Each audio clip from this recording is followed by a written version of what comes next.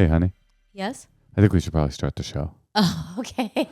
You're tuned in to the Endless Honeymoon Podcast. Natasha and I are just doing a little pleasure reading. Beach reading, I call it. The 7 Principles for Making Marriage Work. I just bought this book after insistence from our therapist, who said this is the ultimate work on the subject, making marriage work. Right? You want to hear what makes a marriage work? Yeah, hit me. This is from The 7 Principles for Making Marriage Work by John M. Gottman, PhD, and in much smaller font, Nan Silver. His wife. I don't know. It's so funny to be like, if it is his wife, it's so funny to dominate your wife on the cover of the book. I bet it's not. What can make marriage work is surprisingly simple. Happy married couples aren't smarter, richer, or more psychologically astute than others. Well, that takes us out of the game. But in their day-to-day lives, they've hit upon a dynamic that keeps their negative thoughts and feelings about each other, which all couples have, from overwhelming their positive ones. Rather than creating a climate of disagreement and resistance, they embrace each other's needs. When addressing a partner's request, their motto tends to be helpful, yes and, rather than yes but. This positive attitude not only allows them to maintain, but also to increase the sense of romance, play, fun, adventure, and learning together that are at the heart of any long-lasting love affair. They have what I call an emotionally intelligent marriage. And then the next line, I can predict whether a couple will divorce after watching and listening to them for just 15 minutes. Oh my God. Should we call him? No. What if he's like, divorce, definite divorce? I can't afford to let go of this Helix mattress money, honey. I got to stick around. All right. Well, listen, it's been a joy being married to you. And to you, my dear. And I hope it will only get more joyous as we learn more about each other and what makes our marriage work or not work. This is very public. What do you mean? That we sometimes do work on our relationship? No. I mean, I would hope that everyone in this whole listening field does similar work. Now, this is not a negative thought that I had about you, but it was funny today. Yes. Natasha came home all full of vim and vigor, piss and vinegar, real high on this new bit of advice that you had received from your therapist. And you had said that because our daughter is turning 6 tomorrow, and she was doing this like performative grief in the kitchen today. Yeah, this morning she woke up and she started crying actual tears, saying, I have a really bad feeling that I'm not going to get balloons tomorrow morning for breakfast. And I'll cry. I unfortunately, I will cry if I see that there are not balloons. It's our tradition. Right. And I mean, I did give her balloons a couple years, but it was also because of the pandemic. There was nothing else happening. The truth is, it has become a bit of a tradition because we do the Stevie Wonder Happy Birthday song when she comes in the morning, and it's kind of like a wonder, there's all of a sudden balloons everywhere and it's a fun little zone. Right. But I was just a little stressed this week and I don't know if I have time to buy her balloons. But also you were feeling a little bit like she was manipulating it. Like yes. She was. So Natasha goes and talks to someone and comes back and goes, I've got it. I know what we need to do. I mean, my therapist told me like that. What was it? What were the lessons you learned today? They were good. They were solid. She basically told me that Veruca Salt never learned to handle adversity or frustration. Yeah. And I feel that that's the kind of child that I could potentially raise. But you're very worried about the Veruca Saltification of our child. Yes, I don't want her to feel adversity in any way. Right. And if she wants to wake up in a bathtub of balloons, I want to make that happen because I feel like it's my job to create magic. Right. And it is. And you do. And so Natasha sat me down saying like, I had this epiphany and, it's not our job to like keep her away from negative feelings, but in fact to help her deal with negative feelings. And we have to tell her like that our big party for her is on Sunday. And even though tomorrow's her birthday, we can do some small special stuff, but we're not going to just like succumb to her every whim. And I didn't even really know what you were talking about. But then then our kid came in and started doing it again. Like, I just feel I'll be so happy and filled with joy if there are balloons, but I will weep if there are not. And I was like, I kind of get it. And then she started talking about like I desire halloumi cheese and balloons and I was like, I kind of get it. Anyway, then Natasha, like about an hour after Moshe, this is embarrassing. after that performance, Natasha pulls me aside and is like, "Dude, could I talk to you in more depth about what I learned today?" I was like, "Okay." She's like, it's all about like not like succumbing to her whims and I go, "Okay, yeah, no, that makes sense." I mean, I'm not too worried about it personally because it's her birthday. I think making magic happen on her birthday is kind of normal, but in general, this is good advice. And I open the refrigerator and I'm getting some juice out and I'm making dinner. And she's like, "Yeah, it's just really important for." And I open the cheese drawer and I look and there's a package of halloumi cheese in the drawer, and I go, I went shopping for groceries yesterday and I did not buy halloumi cheese. I go, why is there halloumi cheese in here? And she's like, oh, I got it. And I go, in the last hour, you were able to procure a package of halloumi cheese? She's like, yeah, because she said she wanted it for breakfast tomorrow. And I thought that was very sweet and cute and funny. And I got rolled.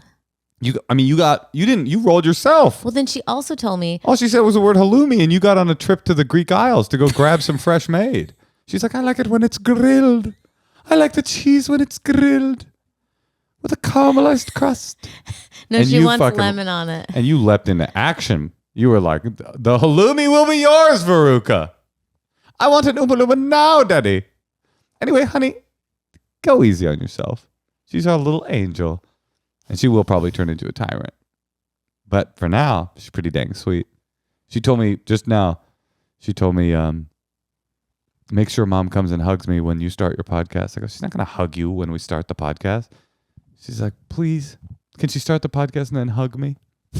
And then the other thing she did today, I was talking to my friend, the comedian Eddie Ift. And I get off the phone. Natasha's like, who is that? I go, it's Eddie Ift. And our kid goes, why is his name a bad word? I go, what? His name's not a bad word. She goes, idiot? I got to call Eddie. Let him know. His name sounds like idiot. I'm sure he's a Patreon subscriber, honey. All right, well, listen, we've got people waiting. Let's take a call. We got them folks. Hey, Tosh. Yeah, Moshe. You know what I've been thinking a lot about lately? What? Gut health.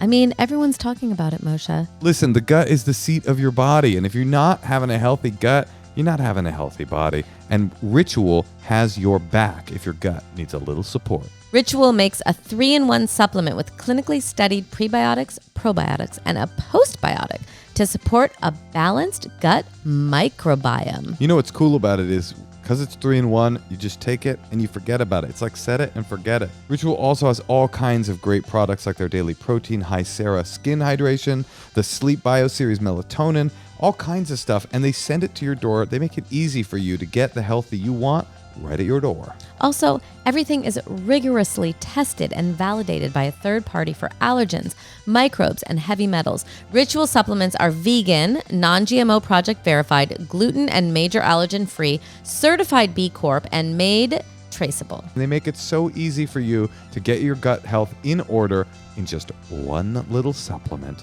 3-in-1, actually. One minty little capsule. No refrigeration needed. That 3-in-1 supplement is called Synbiotic Plus. There's no more shame in your gut game. Symbiotic Plus and Ritual are here to celebrate, not hide your insides. Get 20% off your first month for a limited time at ritual.com/honeymoon. Start Ritual or add Synbiotic Plus to your subscription today. That's 20% off at ritual.com/honeymoon. Okay, Natasha, who are we calling tonight? We're calling Allie in Maine. Oh, Maine. I want to go to Maine. I love Maine. I've never been to Maine. I think you want to go like in the right season, though. I heard that the rain in Maine falls mostly on the plain. Only on the plain. The rain in Maine. It's the rain in Spain. I darling. know, but it still kind of works when you think about it. Hey, Allie, what's up? Allie, what's up? Hi, I like your song. Oh, the rain in Maine falls only on the plain? Yeah. It's just a little rhyme I've been working on. It's nice. How's Maine? Is it cold? It's not as cold as it was back before the ice caps started melting, but you globalized it. Yeah, isn't that nice? Yeah, I that's live cool. near the ocean a little bit too, so it stays a little bit more temperate, but it's probably about 20 right now. Do you ever surf in the oceans of Maine? I don't, but lots of people around here do, and it's winter time is the time to do it. Can you imagine being that dedicated to anything? To surf in the winter? Surf in the winter in Maine? Fuck that. I love surfing, but not that much. How can we help you, Allie? You have to get like 4mm I know. Wetsuits? suit. Yeah. Sounds awful. Yeah. What's up? How can we help? Hello. Well, I wrote in because I thought you guys would have some interesting outlooks on this, but so my boyfriend and I have been dating for about 8 years.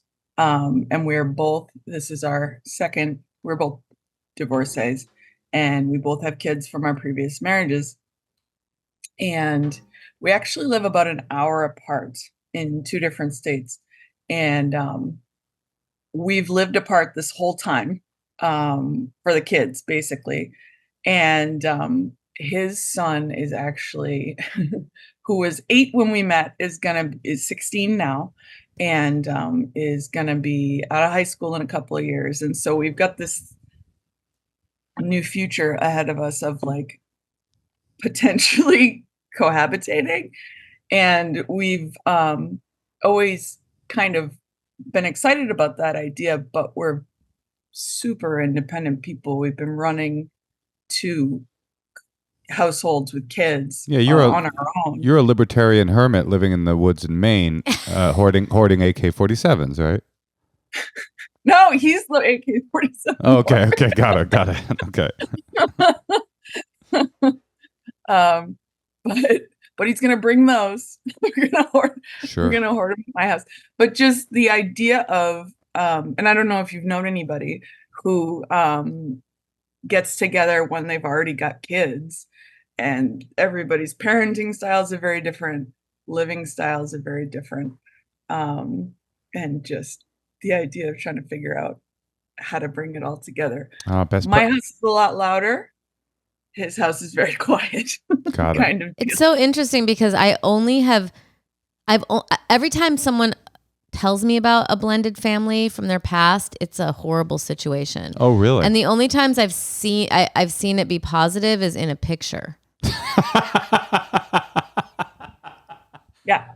Well, when we first got together, my kids both have special needs too. So that helped keep things separate. But no. They need at least a bottle of maple syrup a day to be in ketosis, correct? I thought that was a main staple. That's the opposite of keto, though. I know. It's just a fun little riff. That's right. Good thing you don't live with her, honey. She doesn't get any of your jokes. Be pretty annoying. All right. Yeah. So, I mean, I don't really have, I don't know about this. It sounds really hard, a blended family. Tips on how to blend a family. No, we'll see. Become friends with the ex-wife. Smart. No, that's not going to happen. Okay. What's out? So, okay. We're missing the question. What's the question? Blending him and myself. You know what I mean? Like we've kept. Got it. Our own separate places this whole time so that we didn't have to blend the family and damage the children. And now you're ready to blend? RTB. You've been DTF and now you're RTB. Yeah. Ready to blend. All right. Well, let me think. Well, I know. I mean, here's a story. What? About a man named Brady. I don't know if you know this guy. Oh. But he was living with 2 boys of his own. 3 boys, honey. 3 boys of his own. And all of them had hair of something. That's something else. Yeah? Okay. Oh, yeah. All of them had hair of gold. No, that you're thinking of the women. Like their mother. The youngest one in curls.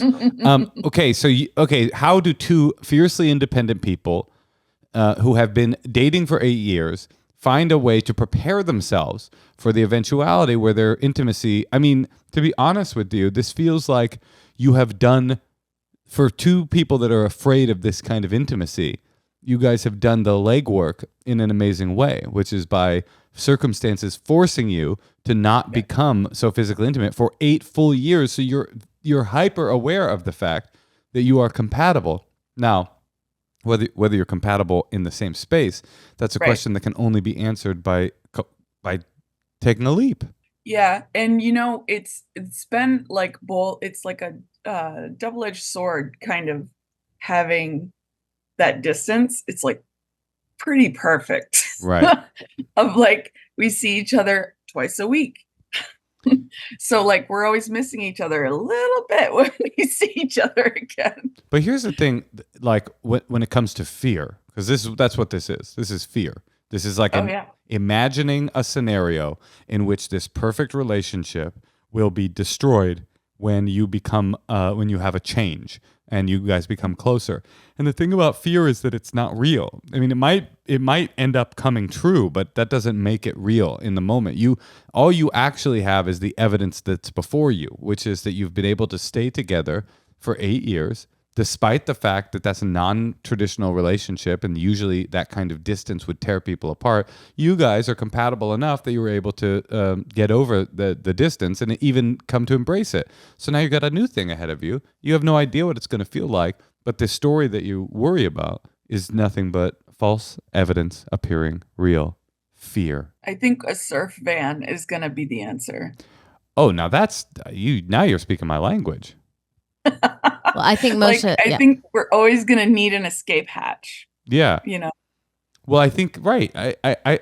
Natasha, you got any thoughts here? I just don't have any advice on this because I have never had to do it. It sounds really hard, and I've never seen it work. What do you mean? Two people who were long distance becoming? No, like two different families coming together. I just don't know about that. How old are your kids? His will be 18, and in 2 years, potentially out of the house. And mine will be 12 and 14. That's going to be the trickiest part. So he's once the kid turns 18, he's done with the parenting zone, and he's going to move to Maine to be with your unique children. He's at least not kept in the town where the high school, like he's tried to honor, keeping his son. So it's less of a blended family that's going to happen and more of a stepdaddy, right? You've seen that work, haven't you? Yeah. You need look only to Dr. Larry, my stepdad, who moved in with two special needs boys, me, a juvenile delinquent, David, a rabbi in training, and was able to blend very well. I mean, and never pretended that he was a dad, but always acted as a guide and a mentor when needed. He was very detached. Larry? Wasn't he? Very detached. Did he ever tell you one thing to do? Yeah, he told me one thing to do. Once? You give him back rubs. No, right. He used to tell me what to do when it would affect him, but in general, he had a hands-off approach that was very loving and very he was around when we needed him, but never there when we didn't. I think but that's not really the advice she's asking for. Is how does she, a person who's afraid of change, deal with the fact that change is a coming? That the only proof of life is change. That's right. Yeah. I think it'll be good. I think we just kind of have to find a way to still honor space somehow. Well, I mean, it's not like you live in New York. If you were he was moving in with you in the East Village, I'd be like, yeah, that's going to be a little tight. Something tells me in the woods of Maine, you might be able to find a little bit of personal space if you need it on top of a pine tree or something. This is reminiscent of my daughter telling me that her problem this morning was that she's worried that maybe tomorrow on her birthday she won't get balloons. You don't know what's going to happen. You're asking for advice for something that hasn't happened yet. And you're sad about and stressed about something that hasn't even become a reality. And I think we're all very guilty of that. I think that's wise. I think that really is the secret to your success is don't overthink it. You have an exciting adventure ahead of you. Would you like everything to stay the same for the rest of your life? Probably not. It would get really boring. So you got this kind of cool, exciting thing. This man that loves you is going to come all the way from Vermont, I'll guess, to be closer to you, and then it's going to be a whole new adventure. And if it doesn't work out, then you guys will move back to your respective hovels in the wood. And think about it like a farm. You guys are all going to work towards the farm, which is your relationship and your life. Yeah, and it's going to be great. That's exciting. I'm excited for you. Thank you. Good luck. This is going to be so cool. I think this is awesome. And wait, before you go. You got 2 fucking years to prepare for it. You've already had 8 years. Now you're in the 2-year zone. I mean, honestly, you're future tripping. That's what they call it. Get out of the future. Future tripping. At the very beginning, we're like, I can't believe we have to wait 10 years to live together. And now you're like, I can't believe it's only 2 years until we live together. Get out of the future.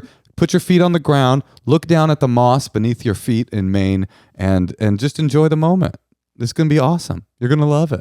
It's going to be cool. Moshe needs a trip to Maine, it sounds like. I want to go bad. I'll have a lobster roll. I'll move in with you. That's great. All right, good luck. All right. Farewell. Thank you. Moshe, when you ate lobster, would you have a hot lobster roll or a cold one with mayonnaise? To be honest with you. Hot with butter. You have to have one. Pick one. Oh, if I were to eat lobster. Yeah, hot with butter or cold with mayonnaise. It's going to be hot with butter. It's going to be hot with butter. And by the way, I have had lobster, but not at the place that you would want my only lobster experience to be. You've only had lobster once? Yeah, but not at the place. Oh, no. Red? It was red. What? Yeah, I was trying to impress this girl once. Oh my and I God. got like a vest. All of your dating stories are from like from like the 90s and you're like 17. Yeah. I took her to Red Lobster. I bought a vest with paisley on it. Oh my God. I don't know. I was trying something different. I was like, I'm going to take somebody out to a fancy dinner. I was young. You remember what the price was? I took her to an avant-garde jazz show. That's cool. And then I took her to Red Lobster. And then we made love until the crows came home. You made love with her? I made love with her. And do you remember how much the meal cost? It was probably like $38. I think it might have been $19.99. Oh, really? Yeah. I think it might have been $19.99. All right. Listen, well, I'm excited for that woman, but she was future tripping for sure. Tripping. 2 years in the future? Get real. Yeah. I don't know what the fuck will happen. All right, Natasha. Yes? What's next in this podcast affair? Well, we do have someone waiting, but I think that we're going to reconnect and let's do some secrets and then we'll go talk to our other person. Bold move. A left turn right here in the middle of the podcast. I'm very excited. Yeah, let's do it. Hi, Natasha. Hi, Moshe. Love the pod. My secret is that my 3 best friends from high school, they all have brothers, and I've slept with all of them. Oh, yes. My two of them have 2 brothers, slept with all of them at random times, in high school and in college. And they don't know about that. And then my other friend, I didn't meet her stepbrother until we were like almost 30. And the first night we ever hung out, we slept together. And she knows about that. And she actually knows about the other 2. But the other 2 have no idea that I'm just this like brother fucker. So it's good. I'm like old and married now. And I just can't ever tell them because it just seems so silly. That's my secret. Okay, bye. That's a nice fat secret right there. It makes me think that I have something I need to tell you, Natasha. What's that? How many brothers do you have? Oh my God. Yeah, hon. Guess who I took to Red Lobster? Your brother, Nicky. Do you remember what you ate at Red Lobster? I ate lobster. You got the lobster? Of course.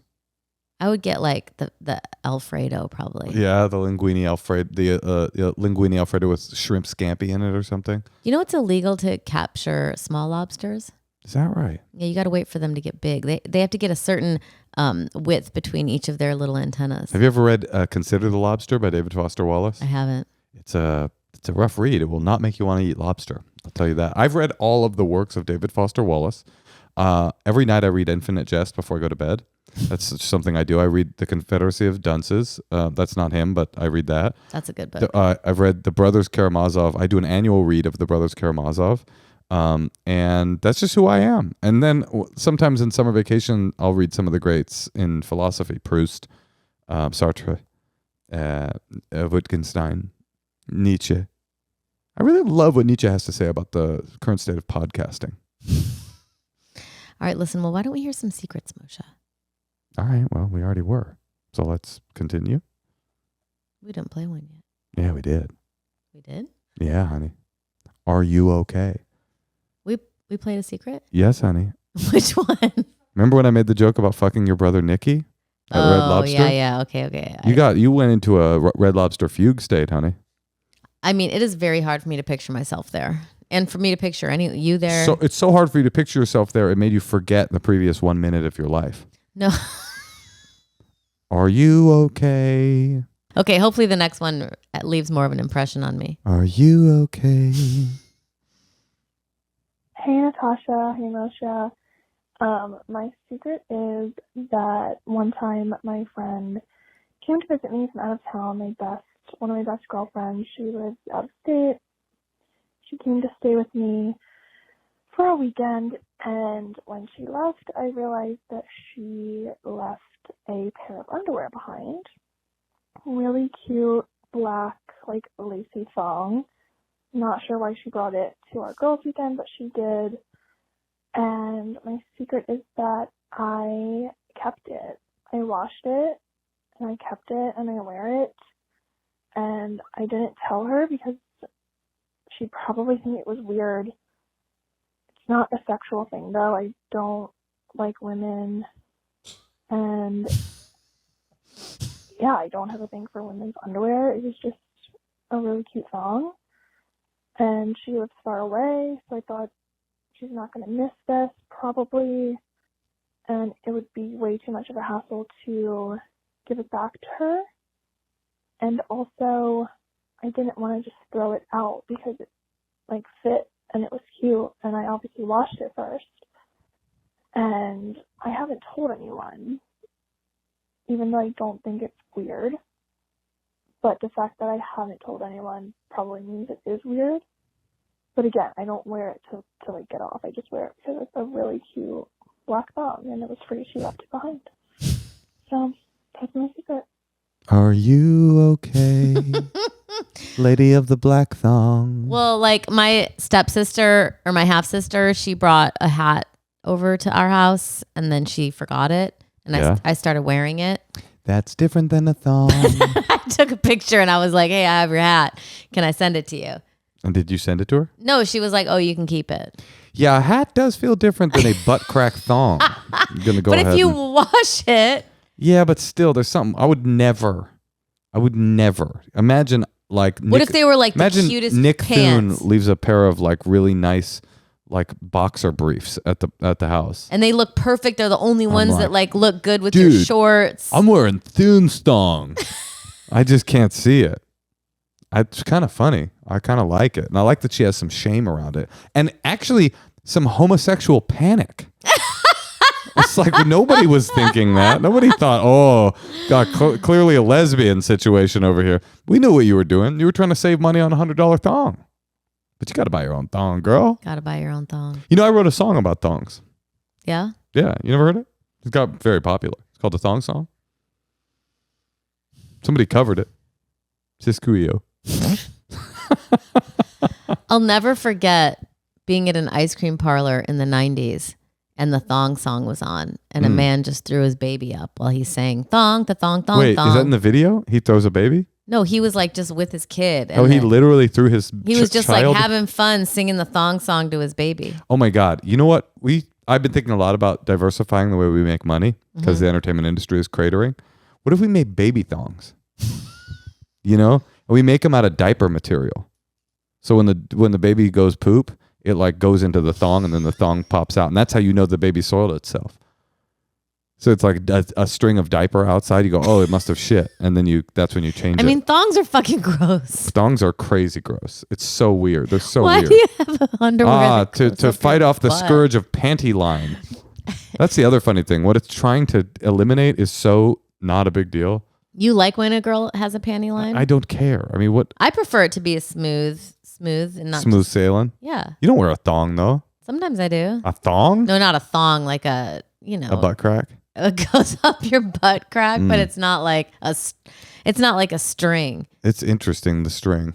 The string is weird. If you run out of toilet paper, can you just tug on the back? Ew. I'm curious. I'm a curious thinker. All right, listen, Moshe. I think we can hear one more secret. All right. What, you mean our first? Let's hear our first secret, Laura. Hi, Natasha and Moshe. My secret is that I have been asked to be a bridesmaid or maid of honor in every single one of my friends or family members' weddings for the past, 5 years. I fucking hate it. I'm unhappy to be asked. It kind of ruins my day.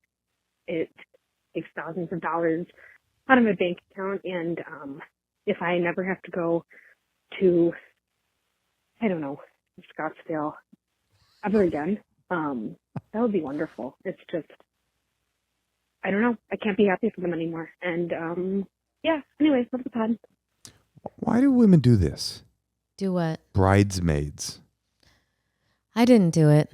No, and did we have a less nice wedding? I don't know. I don't know what to compare it to. Did you like our wedding? Yeah, I did. Was it a pretty special night? Yeah. Were you wishing that there was like 8 of your best girlfriends in like tacky satin dresses, looking like the Baskin Robbins logo. Here's the thing. We're lucky because anytime anyone asks us to do something, we can just say we're in Tacoma. Like these people have to like actually like you can't just be like, yeah, May 5th through the 7th, I'm not available. That's funny, honey. People should just say they're just not available that That weekend. is funny, but that's saying you can't go. This woman's not saying she doesn't want to go to her friend's wedding. She's saying she doesn't want to be a part of the officiating committee. Sounds so stressful. Right. It'd be much better to just be a guest. They make you buy a dress. You have to buy the dress. Is that right? It feels outdated. You pay for the dress for the bridesmaid duty? Yeah. That's psychotic. And she chooses what color it will be. Mm-hmm. So you can't even like wear a cute dress that you want. I'm sure that's like an outdated thing. I bet people start paying for it. Like, How why would about you don't have do to it? pay for How about don't an do it? ugly dress you would never wear? What about just don't have bridesmaids? What about... Well, it's like a Catholic thing. I got an idea. How about have bridesmaids, but don't make them wear a coordinated outfit because that's stupid. Well, this is very... You're my bridesmaid, Yeah. but you can wear whatever you want. How hard is that? Just don't wear my black thong. Because you kind of have an aesthetic for your wedding. Like, what if someone just wears like... What if someone upstages you? Or what if someone wears... Upstages you? You're getting married.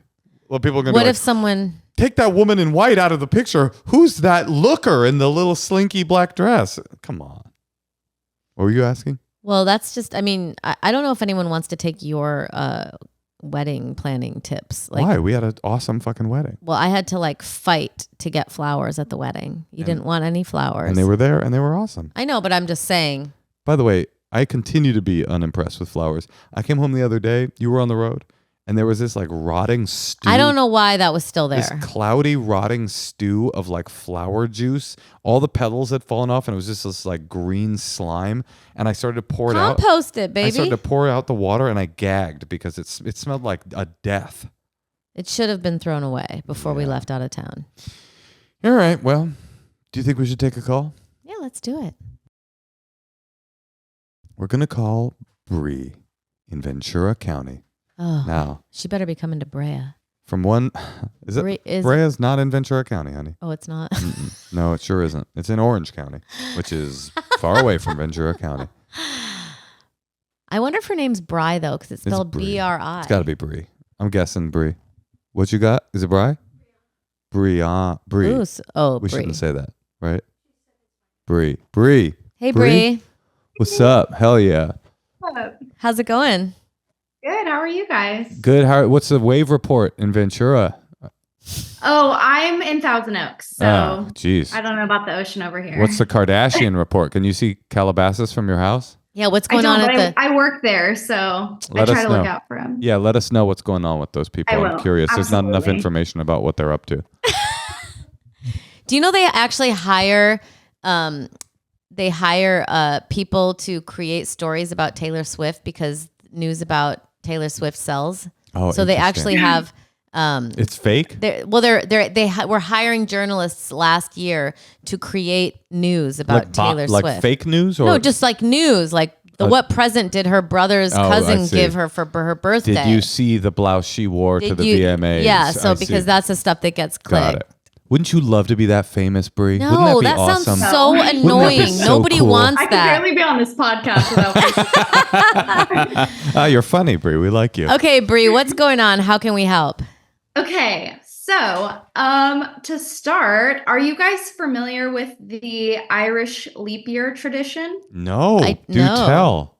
Okay, so if you haven't seen the 2010 rom-com, there's an old Irish tradition that on the day of the leap year, that's the day that women are allowed to propose to their male partners. And I want to see your guys' thoughts on that because I've been thinking about following that tradition. Oh, that's cute. Natasha, I can already tell you, is not going to like this idea. Well, I have totally. a feeling. It totally depends on your boyfriend. Like, does he want to get married? We've talked about it. Yeah, he's not totally against it. Have you like floated it and he's been like positive? Yeah. Okay. Have you ever said like, oh, there's this Irish tradition. Like, is he aware of this tradition? No, I was hoping that would be a surprise. Is he Irish? No. Are you Irish? I've never like 23 in me, but Oh my God. Okay. And This is when a is no it? from me, dog. Is it at the end of this month? yeah. It's at the end of this month. Is it a no from you, dog? Well, I need a little more information. I want to know that he is definitely going to say yes. Are you in that zone where you're gonna get married, kind of a thing? We've been together for 8 years. But So but there's it doesn't matter how long you've been together. There's a zone where you go. It's like a matter of time. It's a matter of time zone. yeah, and that's the thing is I've never really wanted to like pressure him, but I Right. was like, oh, this might be like a cute way to be like, hey, like, I hear you. I have some thoughts. Go ahead. Well, my thought is that life is so boring and it feels so much of the time, especially when it comes to rituals, like marriage in particular. Like I remember when we went on our honeymoon, everybody at the hotel, because we went to Bora Bora, so it was like a honeymoon destination. And so everybody that we met at the hotel had been married on the same day as us. And it made everything Everyone was high-fiving October 11th. Yeah, it was just like everything felt so disgustingly routine. Like we're all doing the same exact thing at the same time, 7 days after our wedding. Like it made you feel like you were like not the least special person on earth. So on that note, it makes me think like if you can make a ritual that is, because there's another way to interpret that stuff, which is like it's a beautiful part of the human condition. It's something that we all do. You know, part of the ritual of being alive is like you get married, you have a kid, you go to college, blah, blah, blah. So if you can make that kind of rote feeling feel special and weird and a cool story and like something that you'll tell your kids and grandkids forever, like there's something very positive to me about that, because I like to not that feeling of, what do you call it that my fear is? Fear of being basic. Yeah, the fear of being basic. I hate that. So if now on the other hand, because it's so unexpected, the possibility of him saying, "Oh, honey, I wasn't expecting this," and saying no, God, that would be fucking humiliating. I mean, Right. have you been hinting that you want him to ask you and he just hasn't been doing it, so now you're going to do this? I mean, so again with your fear of being basic, he used to film weddings, so he kind of thinks the idea of them is like a little silly, which I agree. Like I would want to do something cool and like elope or go somewhere, but we've joked about it, and he's like he said before like, oh, if you asked me, I couldn't say no, that would be way too cute. So I was like, well, that's good that he said that. I think you gotta maybe go for it. Also, the whole idea about getting married, it's not just like how lame is the wedding. It's like more about like you don't want to just be a girlfriend. That's how I feel, and that's you why want to be a wife, and you don't want. It's like men are treated differently if people are like, oh, he's married, or people are like, oh, he has a girlfriend. I think they might live together. I'm not sure. And I'm such a huge fan of you guys. I've heard you talk about that before, so. That's also put the seed in my brain as well. If you feel like he's gonna say yes, this is definitely the coolest way to propose, because no one other than some Irish people you'll never meet because you're not Irish and you're appropriating their culture will have the same story. It just sounds cool to me. I think I like it. So Moshe, if I would have asked you in New Orleans to marry me, you wouldn't in have New been Orleans, turned off?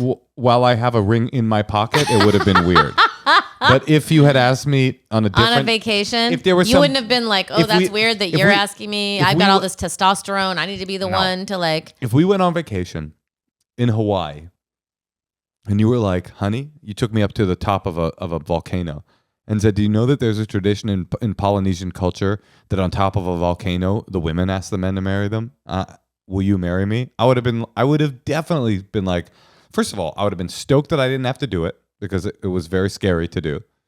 So it would have been fun and funny. Do you know, I almost proposed to Natasha once. We were filming a scene for another period where Carrie style, she had a bucket of shit dumped on her head. I just listened to your podcast where you were talking about that. I only have so many stories, Brie. I only have so many stories. My point is, no, I love you guys so much. My point is, I'm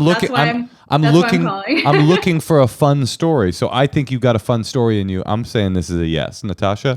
I just think you should have a speaker And you should play traditional Irish folk music while you do it, because just like make it kind of like a funny thing. Yeah. So it doesn't feel like really serious. Yes, I like this. But still have it be cool music and fun music, and like have him be a little confused. Like bagpipe music is good. You could hire a bagpiper. Well, that's Scottish. Oh my honey. God, That's racist that you said that. That's it's racist. like very similar. It's very racist that you said that. I think you could. Okay, but it's still Irish folk music, like playing the music, setting the scene, making it really like a fun thing. I'm looking up here if there is anything. Okay, here's what I think. Find the nicest Irish pub in the Los Angeles area. Like I'm looking up Irish restaurant, but they're all just pubs. So find whichever one is the most high end one and that feels the most Irishy, and do it there. Like make it an Irish day. I think that could be kind of funny. And he'll be confused why you're taking him to an Irish pub, and then you can lower the boom. You go, in Ireland, on the leap year, there's a tradition that we like to do. Is that Irish? Something like that. Have Lucky Charms in the morning. Yeah, I agree with Natasha. Do something Irish and fun about the whole thing. It's very sexy and cool that you're like okay with asking him. Ooh, crotchless. And if he's not okay with it, then fuck him. Crotchless green panties and dye your pubes green too. That'd be fun. And get really drunk on the subway in New York and don't let any of the families out. Just like scream every time the subway opens. Just puke in his lap after he says yes. That'd be fun. Perfect. That'd be the first thing. Yeah. That is funny that is a huge part of Irish culture, is just drinking and vomiting. I mean, I wouldn't say it's a huge part of Irish culture, Natasha. But Bria, on St. Patrick's Day, like that's like the main thing people do. Don't they not even celebrate St. Patrick's Day in Ireland? Is Cinco de Mayo? Maybe I bet you they don't celebrate Cinco de Mayo in Ireland. That's not what I was saying, dear. But yes. Yeah, I like this because it's a story. Everything for the story. Be a comedian. Do all right. Well, good luck. Yeah. And let us know if he says yes. We love you, Bree. He's gonna say yes. I already know. Let us know if he says I. And have fun with it. And I will. And come to our live podcast taping for the Netflix is a Joke Festival. It's in your area. When is that? I'm coming. I can tell you right now. Yeah, when is it, Moshe? It is May I believe it's either what? Hold on, I can tell you. I'll tell you right now. It's May 4th. That's right. It's May 4th. Netflix is a joke. Come see us. Come see us. We love you. Thank you so much. Good luck. Bye. Oh man, what a wholesome episode that was. It really was. That was sweet. And you know what? It made me have like listening to you talk. To be honest, tonight listening to you talk, it made me feel like I have hit upon a dynamic that keeps my negative thoughts and feelings about you from overwhelming the positive ones. Sounds like the book's working. It's working already. Thank you, Gottman and Nan. If you would like to leave a secret on our secrets hotline, give us a call. 213-222-8608. Also, you can email us for some advice on the pod at endlesshoneymoon@gmail.com. Also, subscribe to our YouTube channel. Be a member of our Patreon. And come see us live. Come to that Endless Honeymoon live taping for the Netflix is a Joke Festival on May the 4th. Or come see me solo at May 12th at the Troubadour. Why not? I'm going to be in Brea, Tacoma, Chicago, Boston. Tons of cities. I'm going to be in Tacoma this freaking weekend. In a strange booking coincidence, I'm in Tacoma the week before you. Can't see how that helps my ticket sales. But I'll be there. And then I'll be in Madison, Wisconsin, at Comedy Club on State. Love that club. 14th through the 16th, I think, or the 12th through the 14th. I'll be there. Just look it up. And then I'm going to Philly, and then I'm going to Sacramento, and I'm doing the Troubadour May 12th. I got all kinds of fun stuff. You're doing the Troubadour in LA? Yeah, that's right. Cool. Yeah, cool.